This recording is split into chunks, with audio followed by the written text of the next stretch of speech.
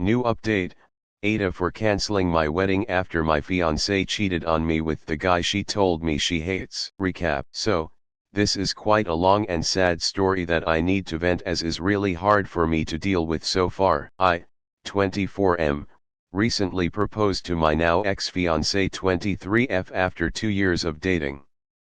We met by mutual friends at work. We started talking as friends. We went on dates, and on New Year's Eve we officially started dating. During the beginning of our relationship she mentions this guy, Marvin. According to her, Marvin has always have a crush on her, and during the first months of our relationship he texted her several times asking her to leave me and give him a chance. We used to say how pathetic this guy was and how she despises him for suggesting she would leave me for him. I must clarify, I'm nothing special. I'm a 5 feet 4 inches Asian nerdy guy. Time goes by, and after 2 years on dating I decided to propose to her. So on New Year's Eve I gave her the ring and she say yes in front of her whole family. I have some money saved. She doesn't work, so I started looking for venues, catering, invitations, decor and everything. I spended a high amount of money as her parents are not in the position to help with the expenses, and I have enough savings to go through this comfortably. One day, while we're running errands, we started talking about having a threesome. We are in our 20s, so there's a lot of things we want to try. We discussed for a while on how we could find someone, and she quickly says I have someone on mind. I asked who, and she replies with Marvin. I know that was the first red flag, but I let it pass. I asked why him, and she just answered she was sexually attracted to him. I asked about why she would say she hate him first and then choose him as her first option for a threesome, and she replies is only a one-time thing. So I told her it was okay, but we needed to talk later to set rules, limits, and I would like to talk to him personally before giving the green light. During the next couple of days she's acting really excited and she comes to me, show me hotels, and when are we going to meet with him and how exciting everything is. I told her we need to talk things first, as is not as easy as it sounds, and we need to have some limits. After that she calmed down for a day or two. AMD starts to bring the subject up again. We reached a point where she insisted so much, and bring the subject up so many times, I ended up saying to her that she either calm down or no threesome is going to happen. She apologized and mentions I was right, but something didn't feel right. That afternoon we were having a nap, and while she was sleeping I went through her phone and I found how she was cheating on me with him for a couple months now. They have been meeting while I was working, and she even sent him one of those BDSM tests you can find online to see if his kinks matched with hers. To say I was furious is an understatement. She woke up while I was checking the phone and I confronted her. She started crying, saying she was sorry and how she didn't knew what she was doing. I packed my things and stormed out to stay at a hotel. That night I got a call from her parents saying how I was ruining the engagement and acting as a baby while I was the one who bring the topic of the threesome, and how her daughter wasn't at fault. I hung up without saying anything and canceled everything I had for the wedding. She called me the next day apologizing and asking me to come back. Her whole family is sending texts asking me to man up, as I was the one at fault, and not breaking the engagement. AITAH for canceling everything. AITAH has no consensus bot. OOP was NTA. Comments. Commenter 1, NTA. Just tell her family it's their fault, they never taught her how to count. How else did she get having a threesome wrong? Commenter 2, NTA. She probably told her family you brought up a threesome and then got mad at her for picking someone to be the third. She probably didn't mention she had been cheating on you. Send them one text, she has been cheating on me for months. My decision is final. Stop texting me. Then block them. Update. Hey guys. Thanks for everyone's advice, I appreciate the support and the mean comments. Both perspectives were helpful. Now, let me address just a few things before continue. 1. Yes, the post have grammatical errors. English is not my first language. 2. My ex stopped working to go to college. We met at work but she quit once we move in together. 3. Yes, my now ex-fiancé told her parents we were breaking up because I suggested the threesome and got mad when she mentioned Marvin. And her parents believed her. 4. Yes, I needed reassurance to make sure I was not the one in fault. I have been conditioned all my life to be a doormat, so it's hard to stand for myself. Here's the update. After seeing all your messages, I reached to my Phil, so we agreed to meet at a nearby mall to talk about the reasons why I broke the engagement.